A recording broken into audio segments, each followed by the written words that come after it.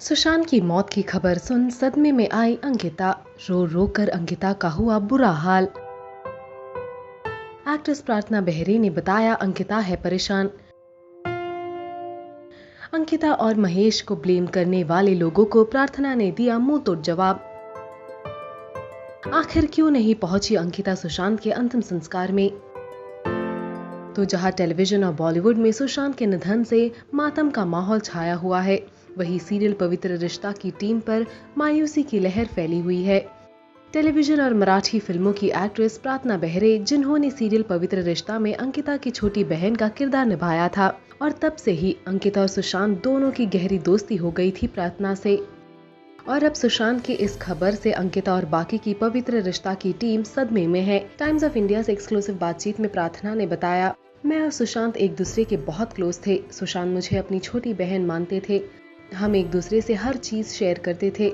जब मैंने शो को अलविदा कहा, सुशांत ने भी 3-4 महीने बाद शो छोड़ दिया। हम दोनों को ही फिल्मों में अपना करियर बनाना था।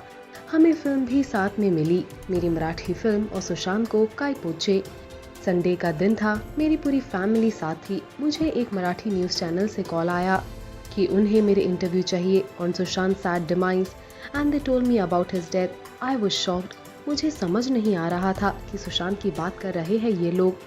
फिर व्हाट्सएप पर हमारा पवित्र रिश्ता का ग्रुप है, जिस पर मैसेजेस फ्लैश होने लगे थे। मैंने बहुत लेट देखा, तब मैंने अंकिता को कॉल किया और वो बहुत रो रही थी, बात करने की हालत में नहीं थी। मुझे समझ नहीं आ रहा था मैं अब किसको कॉल करूं। फिर मैंने महेश शेट्टी को कॉल किया and he too was crying non stop.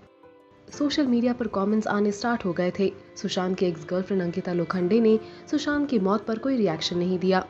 Sushant के क्लोज फ्रेंड महेश शेट्टी ने क्यों सुशांत का फोन नहीं उठाया। क्यों ऐसे लोग किसी को भी जज करते हैं। मैं अंकिता के बारे में जानती हूँ। रो रो कर बुरा हाल हुआ है। अंकिता को कुछ समझ नहीं आ रहा ये क्या हुआ। लोगों को समझना चाहिए कि सुशांत और अंकिता दोनों ही मूव ऑन हो गए थे।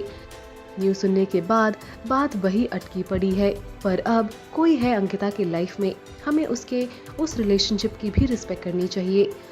वो सुशांत को आखिरी बार देखने के लिए जाना चाहती थी, पर सबको पता है अंकिता बहुत इमोशनल और सेंसिटिव है। वो शायद खुद को संभाल नहीं पाती। हम सब भी जाना चाहते थे, पर फिर अभी के रूल्स के हिसाब से सिर्फ 20 लोग अलाउड है फ्यूनरल में। आजकल लोग बस एक दूसरे पर जजमेंट पास करने में एक्सपर्ट है।